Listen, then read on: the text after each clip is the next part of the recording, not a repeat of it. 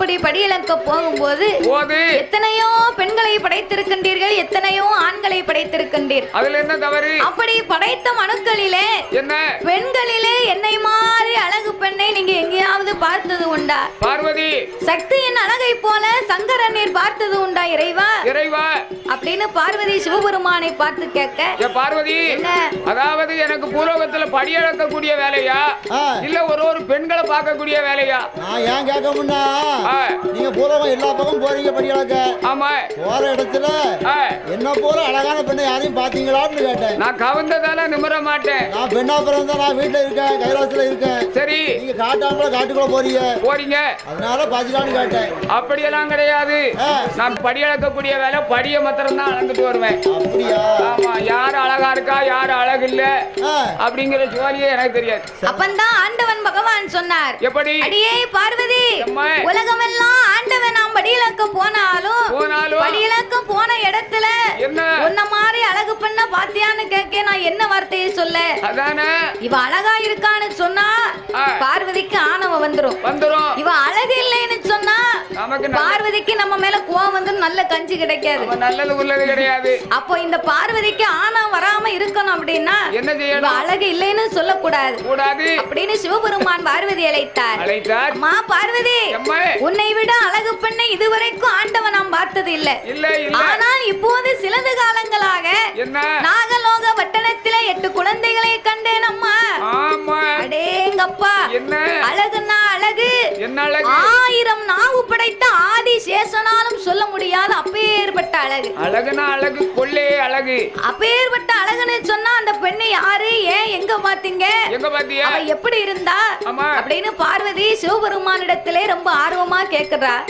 ஏன்னா இவளுக்கு கோபம் எல்லாம் ஆண்டவன் நம்ம அழகு இல்லைன்னு சொல்லிட்டாரு அப்படின்னு பார்வதி சிவபெருமானிடத்திலே விவரங்களை கேட்க ஆண்டவன் சொல்லுகின்றார் பார்வதியிடம், எப்படி அவ எப்பேற்பட்ட அழகு தெரியுமா பார்வதி? எப்படி அவ பெண்ணுக்கானா பெண்ணழகி, பெண்ணழகி பேடை கொண்ட மயிலழகி.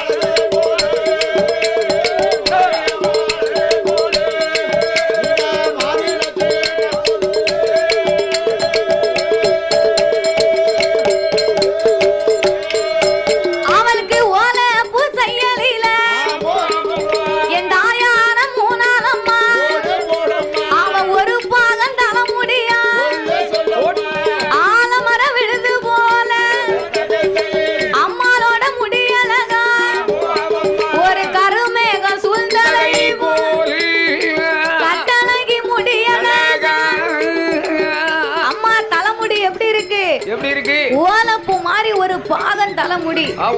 ஓலப்பூ பாத்திருக்கியா? ஓலப்பூ நான் பார்க்கலையா. ஓலப்பூ எப்படி இருக்கும்? ஓலப்பூ எப்படி இருக்கும்?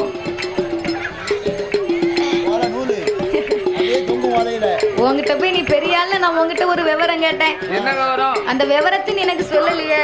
அதானே ஓலப்பூ அப்படின்னு சொன்னா ஓலப்பூ பாக்குறதுக்கு நல்ல புஷ்ஷுன்னு ரொம்ப அழகா இருக்கும் பார்ப்பதற்கு ரொம்ப அடர்த்தியா தெரியும். அதே போல அம்மாளுக்கு ஓலப்பூ செயலிலே ஒரு பாகம். உனக்கு எனக்கு வித்தியாசம் என்ன? அதாவது இதை நான் சொல்ல தெரியாம இல்ல, சரி சொல்ல கூடாது.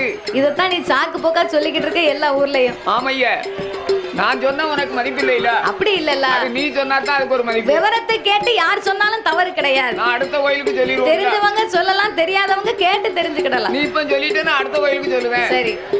ஓலப்பூ செயலிலே அம்மாளுக்கு ஒரு பாகம் தலைமுடி, ஒரு பாகம் ஆலமரம் விழுது போல அவளுடைய கூந்தல் முடி அழகு. ஒரு பாகம்னா எவ்வளவு? ஒரு பாகம்னா இவர் வேற தடிக்கிட்டு இவ்வளவா? ஒரு பாகம், ஒரு பாம்பரை இவ்வளவு, ஒரு பாகம்னா இவ்வளவு. ஓ இவ்வளவா? நான் நினைச்சேன் ரெண்டு கையும் சேர்த்து.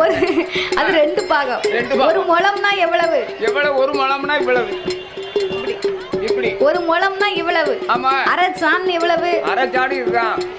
இது அரைச்சான். ஆமா, இது அரைச்சான். முழுச்சான் எவ்வளவு? முழுச்சான் இது. பரவாயில்ல, நீ உன் தொழில காட்டிட்ட பத்தியா?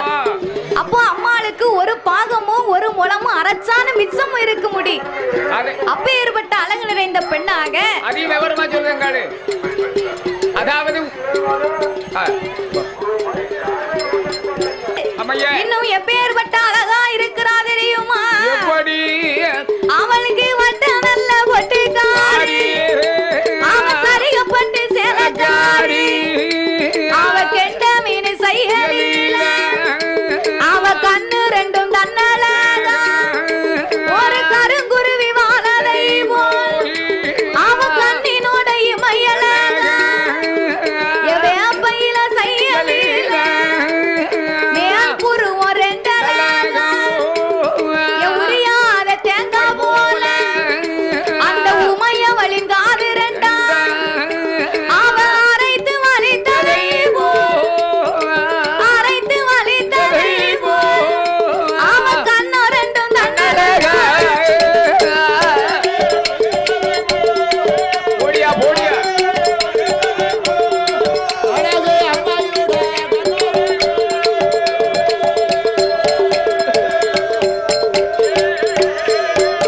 அவ கோமப்பழம் செய்யலில கோமதிய உதடல மஞ்சன வெட்டி போல மங்கையவன் ஆடிகள தாமரை பூ இதழை போல.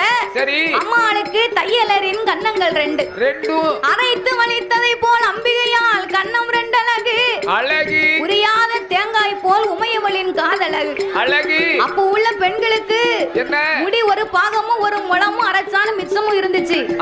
இப்போ உள்ள தாய்மார்கள் யாருக்கு இருக்கு முடி? ஆமா, அவுத்து விட்டு முடிய அவுத்து விட்டா வீட்டுக்குள்ள விளக்குமாரே வேண்டாம். விளக்குமாரே வேண்டாம், அதே தூத்துரும். ஆச்சு. அந்த காலம் அப்படித்தான் வேலை பார்த்திருக்கா. அந்த காலத்துல நாயே கொழும்பு தேங்காய தேய்ச்சி ஒரு பாகம். அதாவது அப்ப உள்ள நேரத்துல சேம்பு கிடையாது, சோப்பு கிடையாது, இல்ல வித்தியாசமா இப்பெல்லாம் பெரிய பெரிய பாட்டில்ல பெரிய பெரிய வித்தியாசமான எண்ணெய்கள்லாம் வந்தாச்சு. ஆனா அப்போ உள்ள நேரத்துல அது கிடையவே கிடையாது. இல்ல இல்ல. எள்ளுக்காய் குலை பாத்திருக்கியா?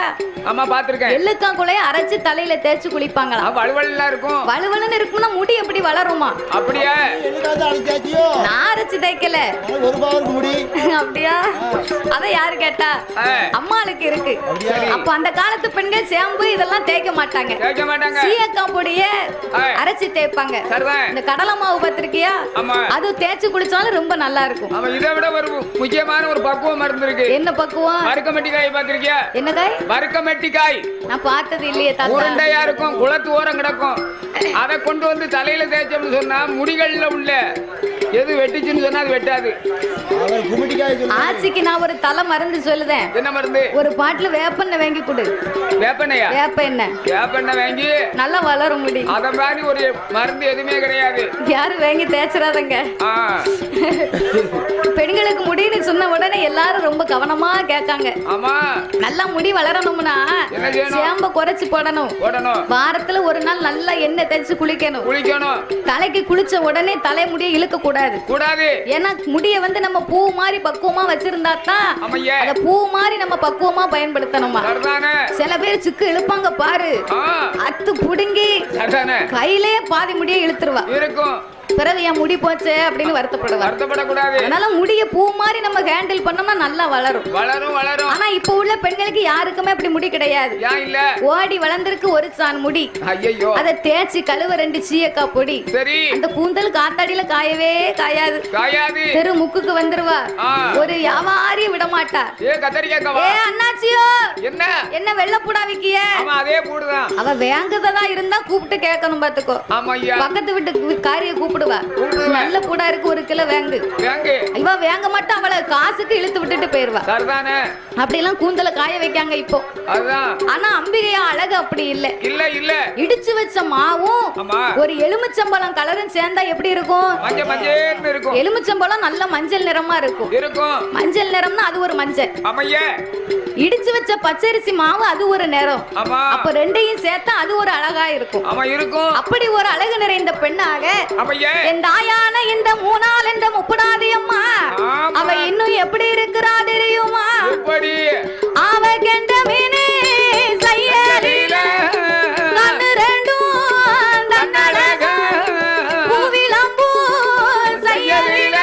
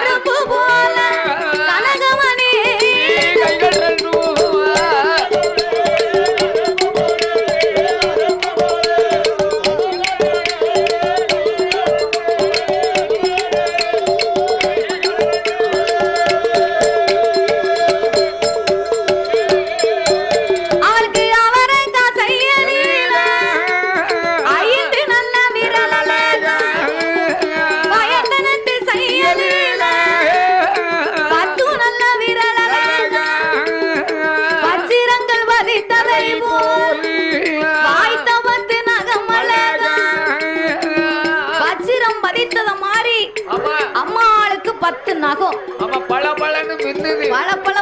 நகம் மின்னுது.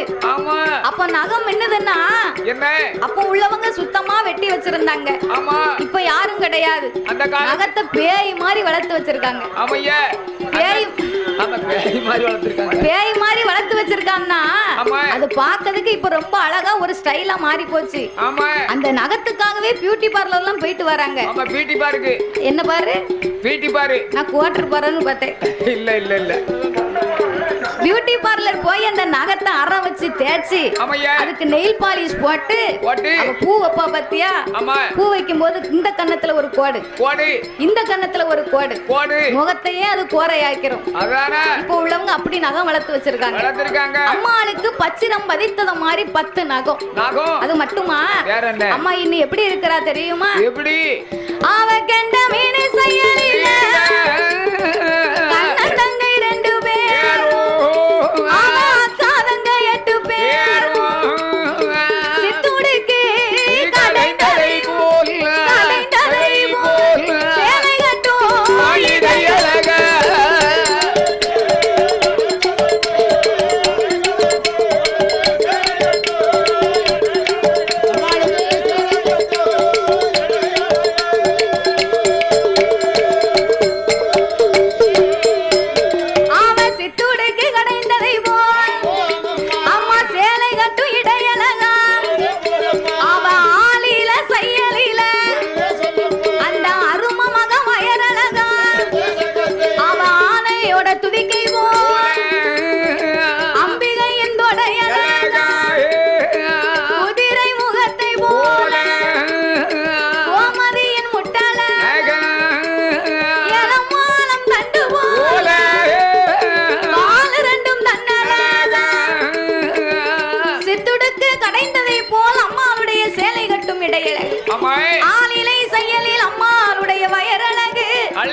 அப்ப சேலை கட்டி இருக்காங்க. ஆமா ஐயா. சேலைனா எப்படி கட்டி இருக்காங்க? எப்படி? பின் கொசுவம் வச்சு கட்டி இருக்காங்க. ஆமா, பின் கொசுவம்.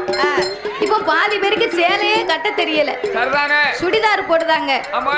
நைட்டி போடுதாங்க. போடுதாங்க. அப்போ உள்ள நேரத்துல பின் கொசுவம் வச்சு 16 முழம் சுங்குடி சேலை கட்டி, ஆமா, தலவாரி பூச்சூடி பொட்டு வச்சு, சரிதான், கை நிறைய கண்ணாடி வளையல், கழுத்துக்கு வேணுங்க மாலை, ஆமையா, காது குத்தி இருப்பாங்க, மேக்காது மேல வரைக்கும் குத்தி இருப்பாங்க. காது பூரா ஓட்டை. காது பூரா ஓட்டை இல்ல தாத்தா. என்னது? காது மேக்காது அத்தனை காது 4-5 காது குத்தி இருப்பாங்க. 5 காது எது குத்தி இருக்காங்க? எதுக்கு? அழகா இருக்கட்டும்னு. முருகு பொன்னப்பு தட்டு, பொன்னப்பு தட்டு, ஆமா, இப்படி எல்லாம் தட்டு தட்டு தட்டுன்னு குத்தி இருக்காங்க. அந்த காலத்துல தட்டுன்னு அப்படி நிறைய வகையில இருக்கு. ஆமா. அப்போ 16 முழம் சுங்குடி சேலையை கட்டி அந்த அம்மா பூ வச்சு சடைய நல்லா பின்னி கடைசியில அந்த காலம் கட்டுவாங்க வித்தியாசமா. ஆமையா. சடையாரம்னு கட்டுவாங்க. ஆமா. அப்ப அத கட்டி அந்த அம்மா நடந்து வந்தான்னு வை, பார்க்க 16,000 கண்ணு வேணும். அந்த குருட்டு தட்டு அப்படியே அந்த பாம்பட அங்கிட்டும் ஒரு அடி, கொசு அங்கிட்டும் ஒரு அடி. அப்படி அழகா அந்த காலம் சேலை கட்டி ரொம்ப அழகா இருந்திருக்காங்க. இப்ப உள்ள பெண்களுக்கு சேலையே கட்ட தெரியல. ஆனால் அம்பிகையால் 8 பேரும் அழகிலே சிறந்தவளாக, அம்சத்திலே உயர்ந்தவளாக, பாம்பின் படத்தை போல் அவள் பாதத்தின் திருவழகு, நாகத்தின் செயலில் அந்த நாயால் பாதங்கள் 2. மேல வாரியா, தாத்தாவை இறக்கி விட்டுருவோம். வாரியா, அவ அழகில சிறந்தவளா, அம்சத்தில உயர்ந்தவளா, அந்த சீதையர்க்கு ஆனாலும் சிலது பக்கம் அச்சம் உண்டு, அந்த ரம்பையர்க்கு ஆனாலும் 4-5 தேமல் உண்டு, ஊர்வசிக்கு ஆனாலும் உதட்டில் மச்சந்தானே உண்டு, மேனகைக்கு ஆனாலும் மேல பக்கம் தேமல் உண்டு, மாதுளம் பழத்துக்கு மத்தியில தேமல் உண்டு, ஆடுகின்ற நாகத்துக்கு அது அடி வயசில் மச்சம் உண்டு, எலுமிச்சம் பழத்துக்கான எல்லளவு கருப்பு உண்டு, அந்த காலி 8 பேருக்கும் அவன் புருவம் கருப்பொழிய, பின்ன வேறு கருப்பு இல்லை, அவன் கூந்தல் கருப்பொழிய, என் கோலக்கார முப்புடாதி அவனுக்கு கூட கொஞ்சம் கருப்பு இல்லை.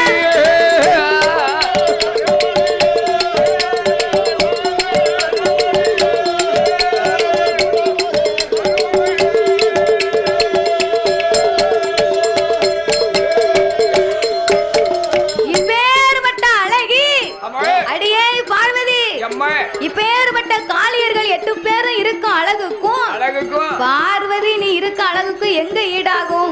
ஏணி வச்சாலும் எட்டாது. அழகு அப்படி அழகு. அதுக்குத்தான் சொல்லுவாங்க, என்ன தன்னை மெச்சுக்குமா தவிட்டு கொலக்கட்டை, ஊர மெச்சுக்குமா ஊச கொலக்கட்டை. சரி, விடிய காலம் ஆச்சுன்னா 2யுமே சாப்பிட முடியாது. ஏன் சாப்பிட முடியாது? சூடா இருக்கும் போதுதான் அது பார்க்க நல்லா இருக்கும், சாப்பிட ரொம்ப நல்லா இருக்கும். நாமெல்லாம் விடிய காலம் தான் அந்த கொலக்கட்டையை சாப்பிடுவேன், அப்பதான் ருசியா இருக்கும். அப்ப நீ உனக்கு ரோசம் இல்லைன்னு அர்த்தம். ஆமா, எனக்கு ரோசம் இருந்தா நான் இவ்வளவு கேள்வி கேட்டுக்கிட்டு இருக்கேன். ரோசம் இருந்தா நீ ஏன் இப்படி கேட்க போற? ஆமா. ஆனால் ஆண்டவனாகிய பகவான் பார்வதி இடத்துல இந்த வார்த்தையை சொல்ல அப்பந்தான் பார்வதி பார்த்தா, இனி இந்த ஆண்டவனை சும்மா விடக்கூடாது. கல்லுக்கு சேலை கட்டினாலும் இவர் கண்ணை தொடச்சுக்கிட்டு போய் பாப்பாரு, பனமரத்துல ஐடியா போட்டாலும் பாஞ்சு போய் பாப்பாரு. இந்த ஆண்டவன் ஏற்கனவே பெண்ணாசை பிடிச்ச பித்தன். இவரை நாம சும்மா விட்டோம்னு சொன்னா கண்டிப்பாக நாளைக்கு நம்மளை மறந்தாலும் மறந்து விடுவார்.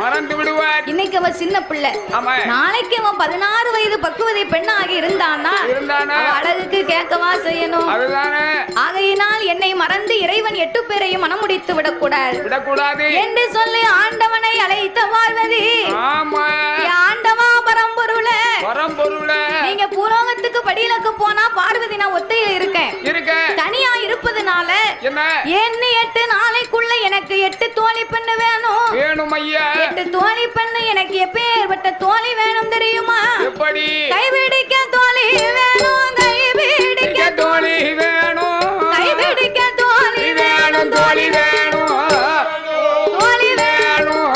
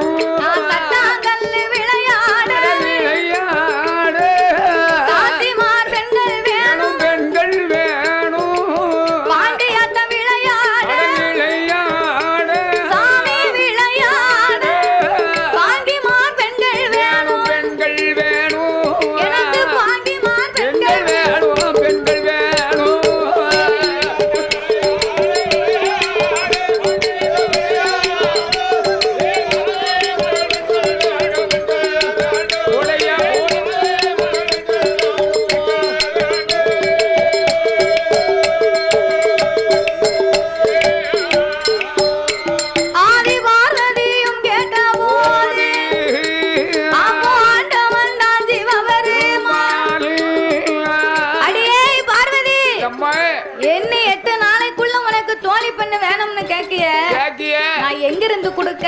எப்படி கொடுக்க? ஏற்கனவே கைலாசத்திலே உனக்கு இந்த தேவதைகள் எல்லாம் இருக்கின்றார்களே. இருக்கார்களே. ரம்பா, ஊர்வசி, நக்குமா, நக்குமா, ஈவி ஜரஜ, நக்குமா. எங்க இருக்கா நக்குமா? ஆமா, நசிவினிங்க, அஸ்வினி. தாத்தா என்ன கல்யாணம் முடிச்சு போயிட்டா?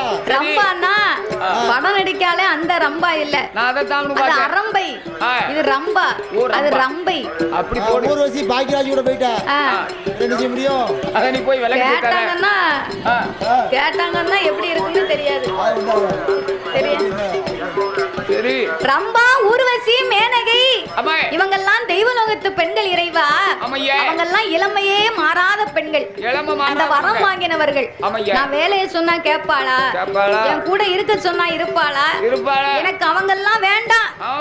புதுசா என் தங்கைமார்கள் 8 பேர் எனக்கு வேணும். வேண்டும் ஐயா. நான் நினைச்சேன் எப்படி இதத்தான் நீ கேட்க போறேன்னு தெரியும்.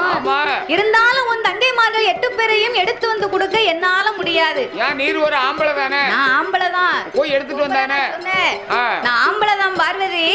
உலகத்தில் ஒரு பொருளை படைக்கும் சக்தி தான் எனக்கு உண்டு. சரிதான். அதை அழிக்கும் பொருட்டு எடுக்கும் பொருட்டு என்னிடத்திலே கிடையாது. என்கிட்ட இல்ல அந்த சக்தி. உங்க அண்ணனாகிய கோபால கண்ணனாலே முடியும் என்று சொன்ன போது அன்னை இல்லைன்னு வை. என்ன கண்ணை இல்லைன்னா கதையே கிடையாது. இந்த கதையை தொட்டாலும் கண்ணை இருந்தா தான் அந்த கதையை ஆரம்பிக்கும். ஆமா.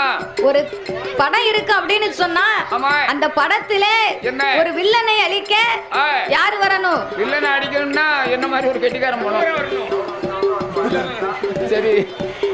ஒரு திரைப்படம் இருக்கு அப்படின்னா ஒரு வில்லனை அழைக்க ஒரு ஹீரோ வரணும். ஹீரோ வந்தாதான் அந்த கதைக்கு ஒரு முடிவே வரும். பத்துக்கையே உண்டு. கதைக்கு கதாநாயகனே அந்த கண்ணன் தான். அப்போ உங்க அண்ணனை அழைத்து 8 பேரை என்னை எடுத்துட்டு வர சொல்லு. அதை மீறி நான் போனேன், நாகராஜனும் நாகக்கண்ணி என்ன கொத்தியே கொன்றுவாங்க பார்வதி என்ற ஆண்டவன் பகவான் சொன்ன போது அப்பந்தான் பார்வதி அப்படியே ஆட்டும் என்று சம்மதித்து அண்ணனாகிய என் பெருமானை அழைக்க வேணும் என்று எப்படி அழைக்கிறா தெரியுமா? எப்படி? ஏ அண்ணா அண்ணா கோபாலா, அண்ணா அண்ணா கோபாலா, அலைகடலில் சயனம் செய்யும் ஹரிராம வாருமையா, பார்க்கடலில் வள்ளி கொண்ட பச்சை மாலை வாருமையா, பாம்பனையில் வள்ளி கொண்ட பரந்தாம வாருமையோ, பார்வதி நாளை குஞ்சத்தோ பச்சை மாலை கேட்கலையா,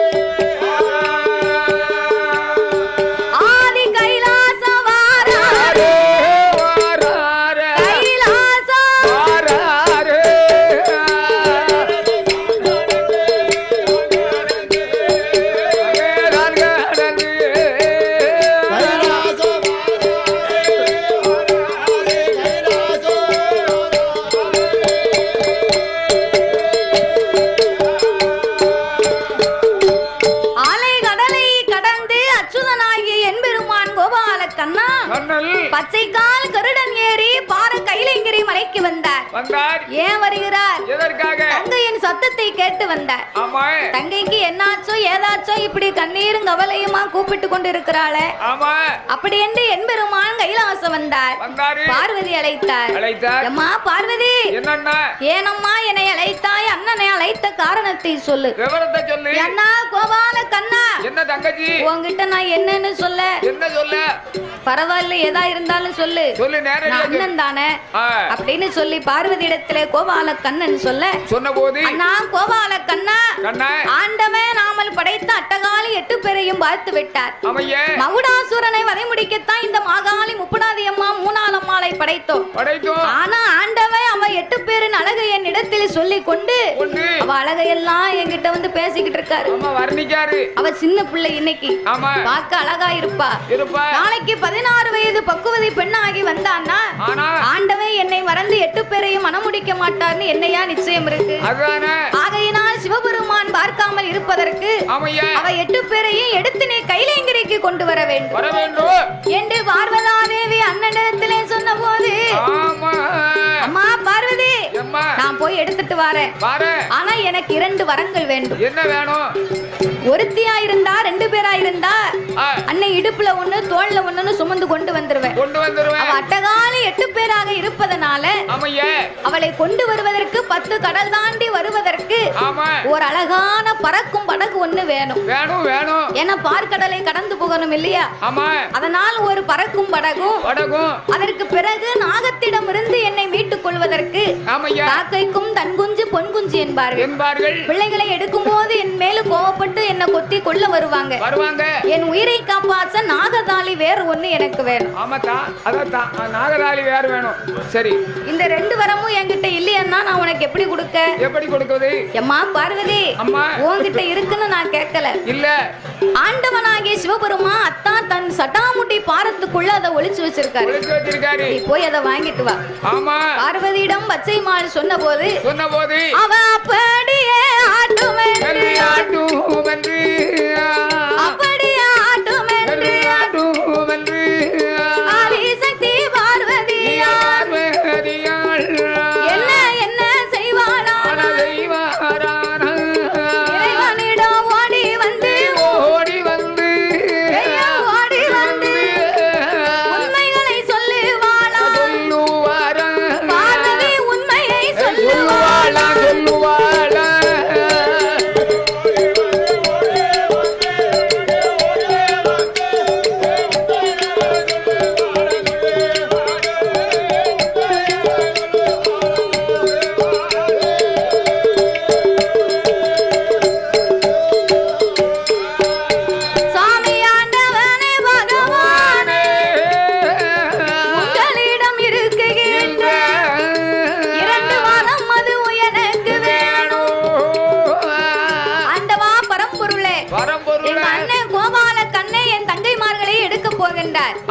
அதற்கு பறக்கும் படகும் நாகதாளி வேறும் எனக்கு வேணும்.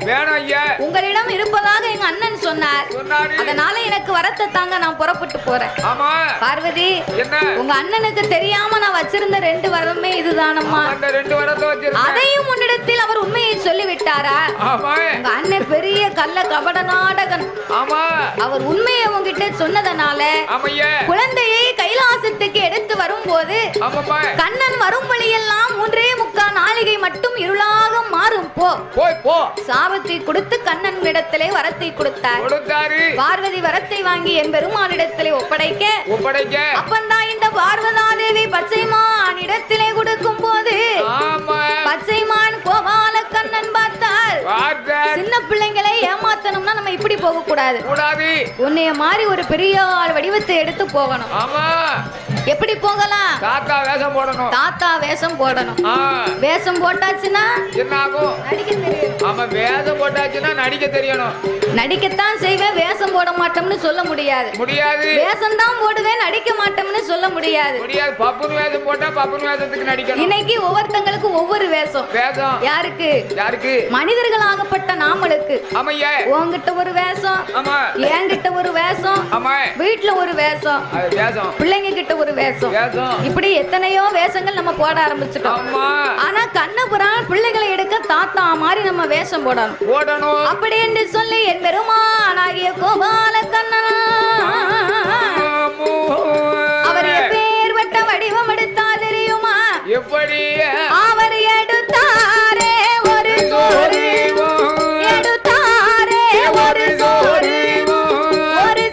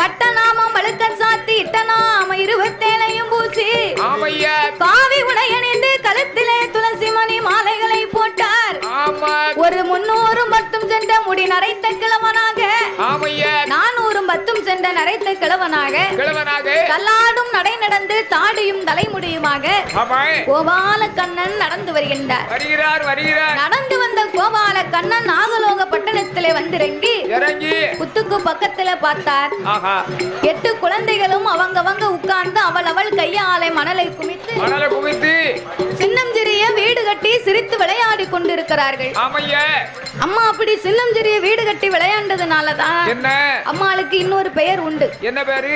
புதுவீட்டம்மன் படை வீட்டம்மன். ஆமா புது வீட்டுக்காரி. புதுவீட்டம்மா எங்க இருக்கா? புதுவீட்டம்மா எங்க இருக்கா ஐயா? சிவராம்பட்டியில இருக்கா. படவீட்டம்மா எங்க இருக்கா? படவீட்டம்மா தேம்பத்தையில இருக்கா. தேம்பத்தையில இருக்கா. ஆமா இங்கே இருக்கா, சிவராம்பட்டியில இருக்கா. இருக்கட்டும். அப்பேற்பட்ட பேர் நாமங்களை பற்றி மூணால் அம்மா என்ற முப்பனாதி அம்மா அப்படி சின்னம் சிறிய வீடு கட்டி விளையாடி இருக்குகின்ற நேரத்தில் பெருமானை கண்டார்கள். முப்பனாதி அம்மா சொன்னா, அடியே காளியம்மா, ஏ கருமாரி, ஏ முப்பனாதி,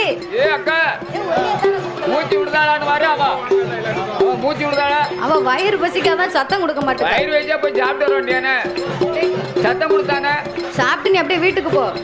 அப்படியா?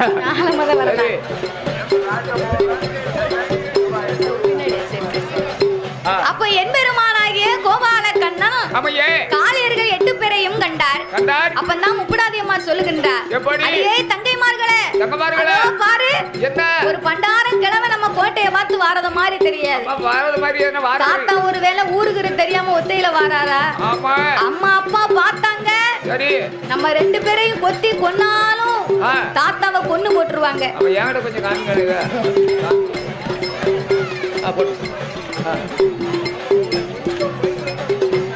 சரி. அப்ப என் பெருமானாகிய கோபால கண்ணனை பார்த்து வந்த வழி அனுப்பி விவரத்தை கேட்டு நம்ம வந்த வழி அனுப்பி வைப்போம் வாங்கடி. அப்படின்னு அத்தனை பேர் எந்திரிச்சா தாத்தாவை கூப்பிட்டாய். என்ன கேட்டா தெரியுமா? எப்படி? ஊரு என்னையா பேரை சொல்லையா, தாத்தா பேரை சொல்லையா, நீ ஒத்த வழியாக வந்தது என்னையா, அங்க பேரையும் சொல்லையா.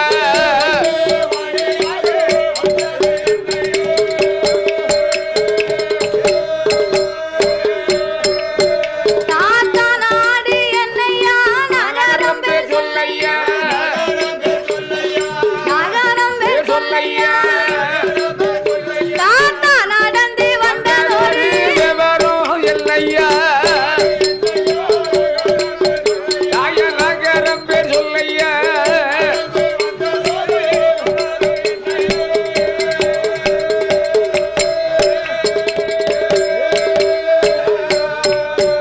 உமக்கு எந்த ஊரு, எந்த தாத்தா எந்த நீரோ எங்கேயும் இருந்து இங்கே வந்தீர் தாத்தா எந்த தேசம்.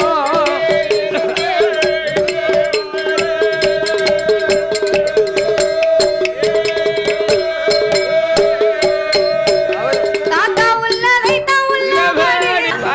ஒரு காலத்துல நமக்கு இந்த மார்க்கெட்டை பார்த்தோம்னா வயசாகி போச்சு. மார்க்கெட்டு கெட்டு கெட்டா பருவத்துல பண்ணி கூட நல்லா இருக்கும் தாத்தா. ஆமா அத மாதிரிலாம் நம்மளும் ஒரு பருவத்துல ஒரு வயசுக்கு ஒரு தோற்றம் கொடுக்கும். ஒரு வயசுக்கு ஒரு தோற்றம்னா வயதான காலத்துல சரி ஆண்டு அனுபவித்து முடிந்ததுக்கு பிறகு அது ஒரு தோற்றம்.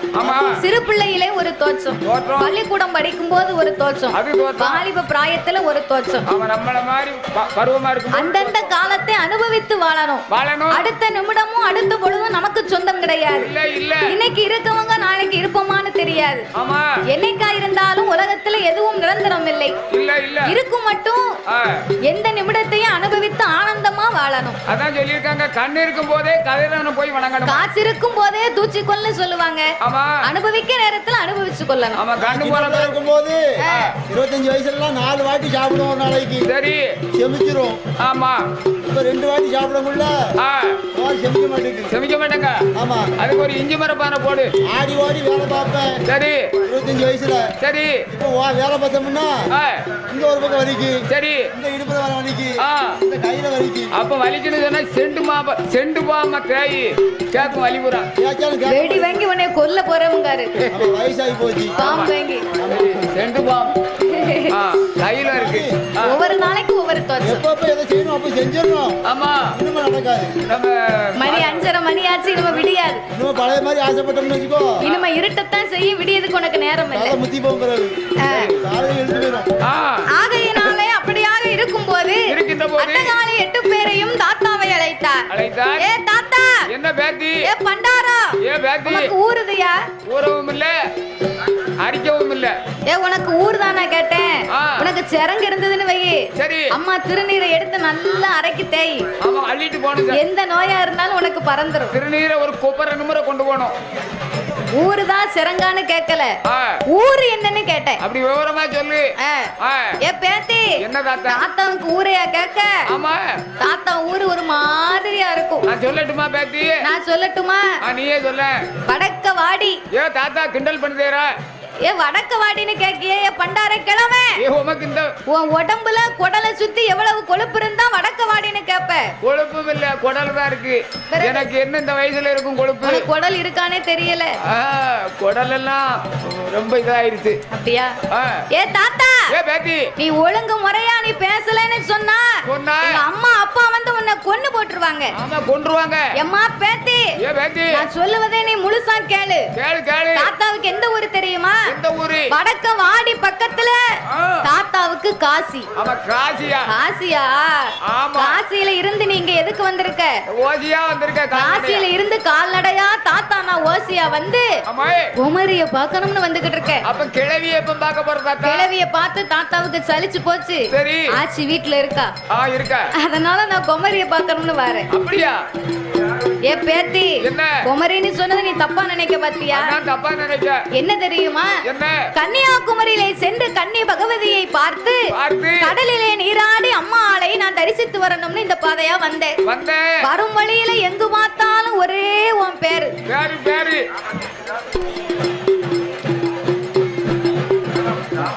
வரக்கூடிய வழியில எங்கு பார்த்தாலும் உன் பெயரைத்தான் சொல்லுகிறாங்க. அம்மா இறை தேடுவதற்காக கொம்பு தேன் எடுக்க போயிருக்காங்க. அவங்க 2 பேரும் வந்தாங்க அப்படின்னா உம்மை கொத்தி கொன்றுவாங்க. அம்மா பேத்தி, தாத்தா நான் நடந்து வந்தேன் பாரு. தாத்தாவுக்கு தண்ணி தாகமா இருக்கு. ஒரு டம்ளர் தண்ணி இருந்தா குடுக்கலாமே. இல்லனா பழைய சாதம் இருந்தாலும் தாத்தாவுக்கு கொஞ்சம் சாப்பாடு கொடு. நான் சாப்பிட்டுட்டு நான் வந்த வழியா புறப்பட்டு போறேன். தாத்தா, என்கிட்ட இருக்கக்கூடியது கொம்பு தேன் மட்டும்தான். அதுவும் இப்போ என் கைவசம் கிடையாது. அம்மா அப்பா வந்தா தான் அந்த கொம்பு தேன் எங்களுக்கு உண்டு. உங்க அரமனையில போய் தேடி பார்க்க கொஞ்சம் கொஞ்சம் இருக்கானு. ஆமா, தேடி பார்த்தாங்க, கொஞ்சம் போல இருக்கு. அன்னம் கிடையாது, தண்ணி கிடையாது, எங்களிடத்திலே ஆகாரம் சாப்பாடு எதுவுமே கிடையாது. இல்ல இல்ல, நான் சொல்லுவதற்கு முன்னாலவே நீ புறப்பட்டு போனா உன் உயிர் உனக்கு தப்பிக்கும் என்று சொன்ன போது அம்மா ஏன் முப்படாதி? ஒரு அன்னம் தண்ணி இல்லாம கூட நீங்க இங்க வாழணுமா?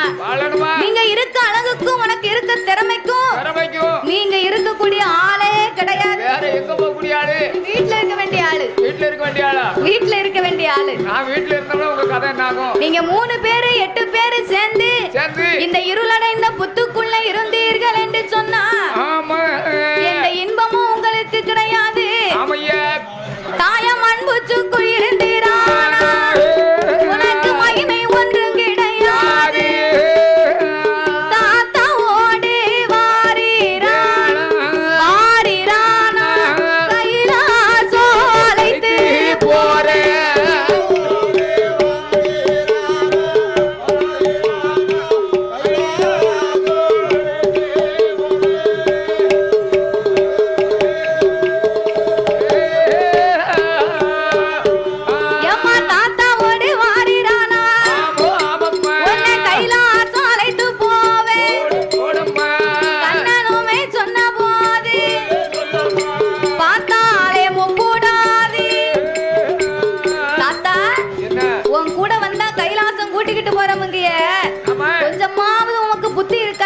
இந்த ஆயுதத்தை பூரா போட்டோ எடுத்து கொண்டு போய் கண்காட்சியில் காமிக்க போறாங்க. அப்படியா? சரி. வாழ வேண்டிய காலத்துல எங்களை கைலாசவாகன் கேட்கைய பண்டாரம் பண்டாரம் கொஞ்சமாவது உமக்கு புத்தி இருக்காயா? இருக்கா புத்தி? நீ கிழட்டு போய. ஆமா. நீ போய் சேர்ந்தாலும் தப்பு இல்ல. இல்ல. நான் அப்படியா? ஆமா. சின்ன பிள்ளைய பார்த்து நீ கைலாசம் கூப்பிடுதியப்பா. சரியா பேசணும்னா உனக்கு மரியாதை அவ்வளவுதான். ஆமா, மரியாதை கெட்டு போகும். எம்மா பேத்தி என்ன மாவளக்கு எடுக்கக்கூடிய பக்தர்களும் முளப்பாரி எடுக்கக்கூடிய பக்தர்களும் ஆலயத்துக்கு வர வேண்டும் என்று கேட்டுக்கொள்ளப்படுகிறார்கள். மாவளக்கு எடுக்கக்கூடிய பக்தர்களும் முளப்பாரி எடுக்கக்கூடிய பக்தர்களும் உடனடியாக முப்படாதி அம்மன் கோயிலுக்கு வர வேண்டும் என்று கேட்டுக்கொள்ளப்படுகிறார்கள்.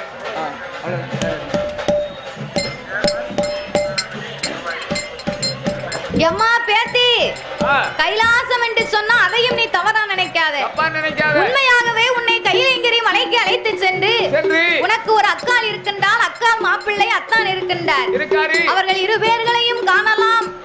அவங்க ரெண்டு பேருக்கும் ஆண்டுக்கு ஒரு முறை திரு கல்யாணம் நடக்கும். கல்யாண வீட்டுல உனக்கு என்னென்ன சாப்பாடு வேண்டுமோ அத்தனை நான் உனக்கு ஏற்பாடு பண்ணி தாரேன். சாப்பாடுன்னு சொன்னா நீ லேசா நினைக்காத. மாவிளக்கு எடுக்கக்கூடிய பக்தர்களும் முளப்பாரி எடுக்கக்கூடிய பக்தர்களும் தயாரி வகைக்கரியா 21 வகைக்கரியா எலுமிச்சங்கா பச்சடியா 41 வகைக்கரியா வகைக்கரியா தாயனாரு தங்கா பச்சடியா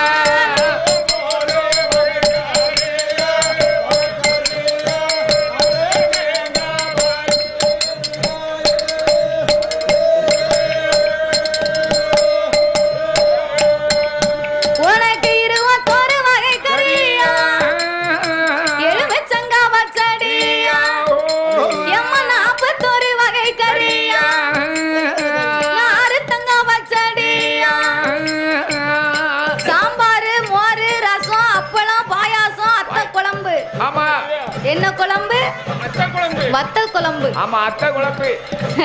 அத்தை வச்சு தருவா நாளைக்கு. அதான் அத்தை குழம்பு. உன் மாமியா வீட்டுல போய் கேளு. சரி. இத்தனை வகையான சாப்பாடும் முறுக்கு வத்த பாயாசம் இத்தனை சாப்பாடு தாத்தா உனக்கு நான் ஏற்பாடு பண்ணி தாரேன். இனிமேதான் அம்மா வாசல்ல அன்னதானம் வைக்க போறாங்க.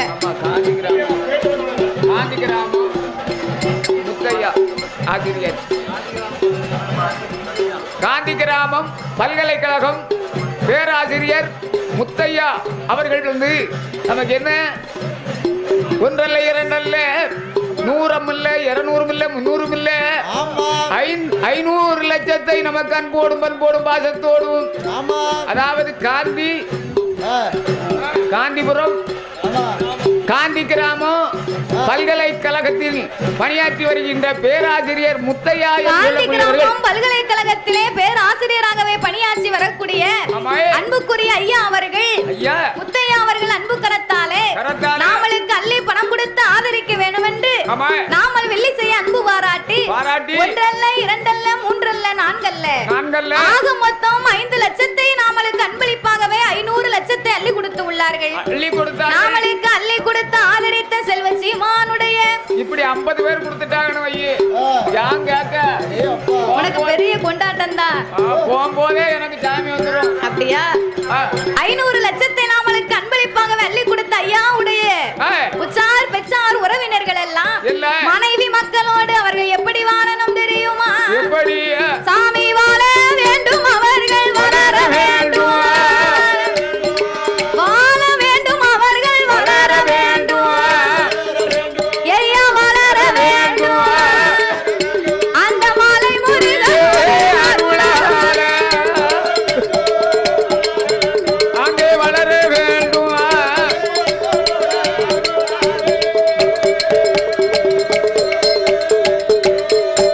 சுவாமி எந்த முகம் போனாலும் தங்க முகமா வாழ வேண்டும், நோயற்ற வாழ்வோடு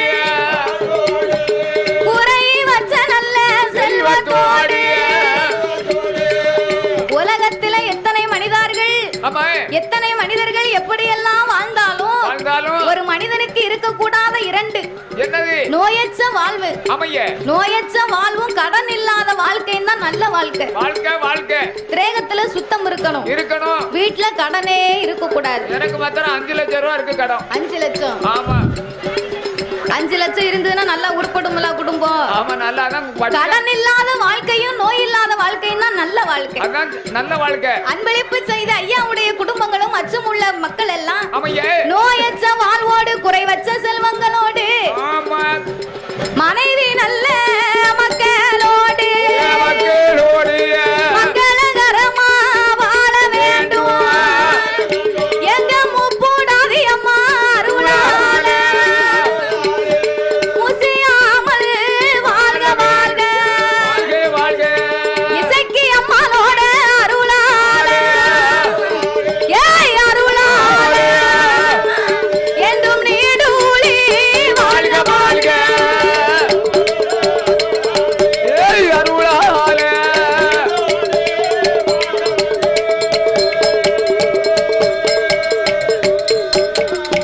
காந்தி கிராமம் பல்கலைக்கழக பேராசிரியர் முத்தையா அவர்கள் நாமளுக்கு 500 லட்சத்தை அன்பளிப்பாக அள்ளி கொடுத்ததனாலே மனைவி மக்களோடு மங்களகரமாக வாழ வேண்டும். இசைக்கு அம்மா அருளாலே முப்புடாதி அம்மா கிருபையினாலே இந்த வயது போக இன்னும் 100 ஆண்டு பல்லாண்டு வாழ்க என்று சொல்லி என்றைக்கும் நாங்கள் அம்மனை பிரார்த்திக்கிறோம் ஐயா. அப்படியாகவே இருக்கும் போது அந்த நாகலோக பட்டணத்திலே பிறந்த என் நாராயணன் தங்கைமார் 8 பேரையும் ஆதி கைலாசத்திற்கு ஏமாற்றி அழைத்து செல்ல வேண்டும் என்று அன்னம் தருகிறேன், சாப்பாடு தருகிறேன், அக்கானை பாத்திரலாம், உங்க அத்தானை பாத்திரலாம் அப்படின்னு எத்தனையோ வார்த்தைகளை சொன்னார். காளியர்களும் ஆட்டுமென்று சம்மதித்து பறக்கும் படகிலே ஏறி அமர்ந்தார். கிழவனோட கைலேங்கிரி மலைக்கு வந்தார். அப்படி கைலேங்கிரி மலைக்கு வரும்போது என் நாகராஜனுக்கும் நாகக்கண்ணிக்கும் இறை தேடும் நேரத்தில் முப்படாதி அம்மா அப்பந்தான் நினைக்கா அம்மா கிட்ட நம்ம ஒரு வார்த்தை சொல்லல. தாத்தா கூட நம்ம புறப்பட்டு வந்துட்டோமே, தாத்தா கூடயும் போகாம இருக்க முடியல, நம்ம அம்மா அப்பாவையும் பார்க்காம இருக்க முடியல அப்படின்னு நாகக்கண்ணிய நினைச்சா பாரு. நாசி உழைஞ்ச நாச்சின தும்மல் விழு. அப்பந்தான் நாகக்கண்ணி பார்த்தா ஐயோ நம்ம பிள்ளைகளுக்கு என்ன ஆச்சோ ஏதாச்சோ தெரியலையே. தும்மல் வந்துச்சுன்னா யாராவது நம்மள நினைக்கிறாங்கன்னு அர்த்தம். சிரசல் அடிக்கி புறம் ஏறுதுன்னா யாரோ நம்மள ஏசிக்கிட்டு இருக்காங்கன்னு அர்த்தம். அப்போ இந்த நாகக்கண்ணி பார்த்தா நாம பிள்ளைகள் நம்மளை நினைத்து கொண்டிருக்கின்றார்கள், ஒருவேளை ஆபத்து வந்திருக்குமோ அப்படி என்று கொம்பு தேனை கீழே போட்டு விட்டு அவர் அங்கார கோபம் கொண்டு சீரி அங்கே படம் எடுத்து ஐயா படம் எடுத்து சீமை நடு நடுங்க வாரார.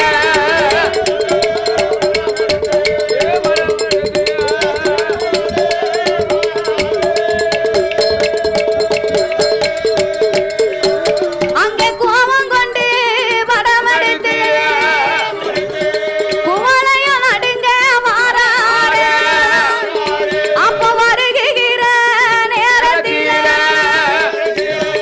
தன் பிள்ளைகளை அரண்மனையிலே காணாத இந்த நாகக்கண்ணி சீரி படம் எடுத்து சினம் கொண்டு ஆடி வருகின்றார்கள். சூரியனை 3.75 நாளிகை மறைத்து நின்று கண்ணனுக்கு 3.75 நாளிகை வரும்படி எல்லாம் இருளாக மாறி சிவன் கொடுத்த சாபம் நீங்கி மீண்டும் அடியிலே வைத்திருந்த நாகதாளி வேற எடுத்தார். நாகதாளி வேற எடுத்து 2 பேர்களுக்கு முன்னாலே நீட்ட 2 பேர்களும் அங்கார கோபத்தை அடக்கி சாந்த குணம் படைத்து கோபால கண்ணா வருக நாராயணா வருகவென்று வணக்கங்களை செய்தார்கள். பிள்ளைகளை கொடுப்பதை போல் கொடுத்து விட்டு இன்னைக்கு எங்களிடத்திலே சொல்லாம நீங்க புறப்பட்டு போறீங்களே, என்னையா காரணம்? அம்மா நாகக்கண்ணி, அப்பா நாகராஜா, 8 குழந்தைகளுக்கும் அன்னம் தண்ணி கொடுத்து ஆகாரத்தை கொடுத்து வளர்த்தாதான் இவங்க வளர முடியும். இவ சின்ன பிள்ளை இன்னைக்கு கொம்பு தேனை கொடுத்தா இவளுக்கு ஒன்றும் ஆகாது. வளர வளர உங்களால சாப்பாடு கொடுக்க முடியாதம்மா அப்படின்னு சிலது வார்த்தைகளை சொல்லி 2 பேர்களுக்கும் மோட்சத்தை கொடுத்து அந்த கைலேங்கிரி மலைக்கு கொண்டு வந்தார். கண்ணனா ஆகிய என் பெருமான் கோபாலனும் கீழக்கொட்டல் வாசல் வாசையில வைத்தார். பார்வதா தேவி மேலக்கோட்டை வாசல்ல இருந்து தங்கையை பார்க்க ஓட்டமும் ஒரு நடையுமா ஓடி வந்து பார்த்தா. அப்போ ஓடி வந்து பார்க்கும் போது இந்த ஆயான முப்புடாரி செக்க சிவப்பன செந்தூர மொட்டல அழகதையும் கண்ணில் கண்டு ஆதிசக்தி பார்வதியாள் என்னாத எண்ணமெல்லாம் அவ எண்ணுகிற மனமதில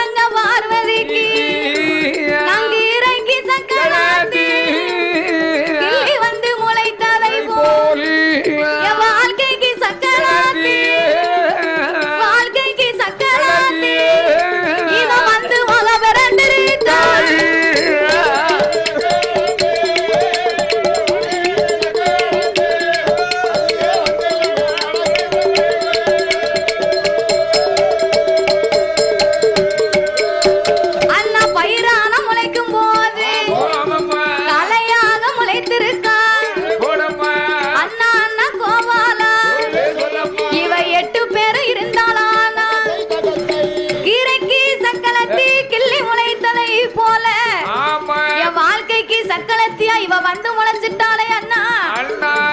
இவ 8 பேரு இருக்கும் போது இவ நாளைக்கு ஆளாகி இருந்தான்னா ஆண்டவன் என்னை மறந்து விடுவார், இந்த ஈஸ்வரியை மனம் முடிப்பார் அண்ணா.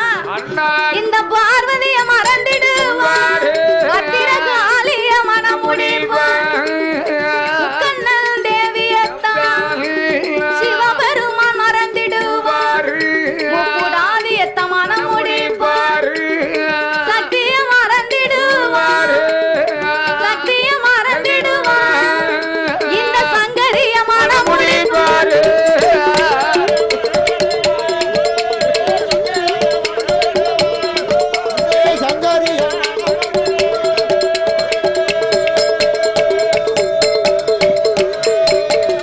அண்ணா கோபால கண்ணா, இவ 8 பேர் இங்க இருக்குது வரைக்கும் என் மாங்கல்யத்துக்கு கண்டிப்பா ஏதாவது ஆபத்து வந்துரும். ஒரு மாங்கல்யத்தை இவ கூட பங்கு போட வைத்து விடுவாள் அண்ணா. ஆண்டவை ஏற்கனவே பெண்ணாசை பிடிச்ச பித்தன், அதனால இவ 8 பேர் எனக்கு வேண்டாம். நீதான பார்வதி எனக்கு தோழி பண்ண வேணும்னு கேட்டேன். நான் கேட்டேன் அண்ணா, ஆனா இவ இப்படி ஒரு அழகா இருப்பான்னு நான் நினைச்சு பார்த்தலையே. எதிர்பார்க்கவே இல்லையே. பார்வதியே திகைக்கும் அழகுக்கு அம்மா அழகா இருந்தாளா. அம்மா அழகை கண்டு பார்வதி என்ன நினைச்சா தெரியுமா? எப்படி? மகமேருவ பருவ சப்தா சாகர பரப்பில் உலகத்தில் இப்படி பல்யாது. மகமேருவ பருவ சப்தா சாகர பரப்பில் உலகத்தில் இப்படி பல்யாது. பெல்யாது கிடையாது, பெல்யாது கிடையாது. ஆமையா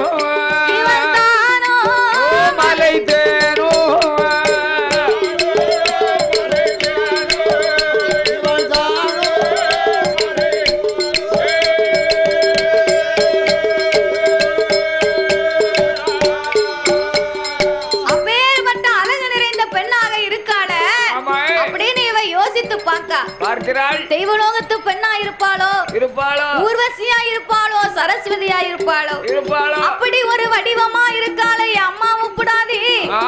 இவ 8 பேரை இனி ஆண்டவன் பார்க்க கூடாது. அப்ப ஆண்டவன் போகாத இடத்துல இவ 8 பேரையும் கொண்டு போய் நம்ம வளர்க்கணும். ஆண்டவன் போகாத இடம் எங்கயா இருக்கு? ஒரே ஒரு இடம் தான் இருக்கு. எங்க இருக்கு? ஒயின் ஷாப் ஒண்ணுதான். ஒயின் ஷாப்புக்கு ஆண்டவன் போக மாட்டாரா? அங்கெல்லாம் போக மாட்டாரு. ஒயின் ஷாப்புக்கு நீ போற மனுஷன் நல்லவரா இருந்தா இந்த வார்த்தை நீ சொல்ல மாட்ட.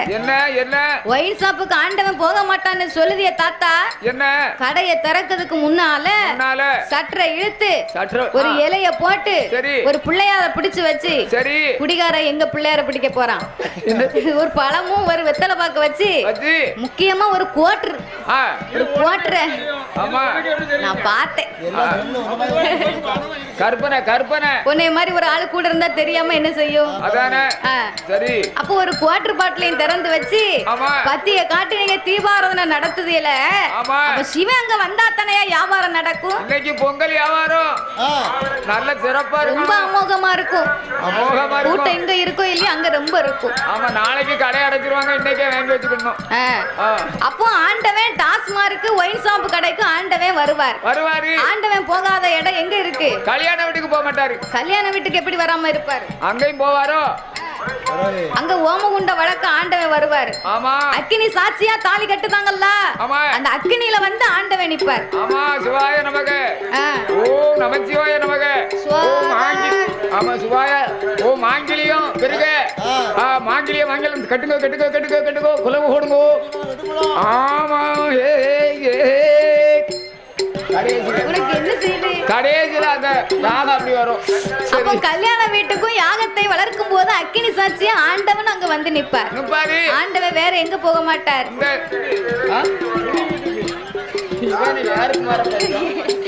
அங்கேயும் சிவபெருமான் நிப்பாரு சப்பரத்துல. அங்கேயும் சப்பரத்துல இருப்பாரு. ஆமா, ஆண்டவன் போகாத இடம் வேற எங்க இருக்கு தாத்தா? எந்த இடம் நல்ல இடமா சொல்லு. போகாத இடம் எங்க இருக்கு? பேர்கால வீட்டுக்கு ஆண்டவன் போவார். அவர் வந்தா தான் பிள்ளை சத்தமே கேட்கும். அப்போ ஆண்டவன் போகாத இடம் ஒரே ஒரு இடம் தான் இருக்கு. என்ன இடம்? அது எனக்கு மட்டும் தான் தெரியும். எனக்கு தெரிஞ்சாதான் அப்பலே சொல்லி இருப்பேன். நீ 100 ரூபா கூட நான் சொல்லுவேன். சொல்லி 100 ரூபாய் 500 ரூபா தரேன்.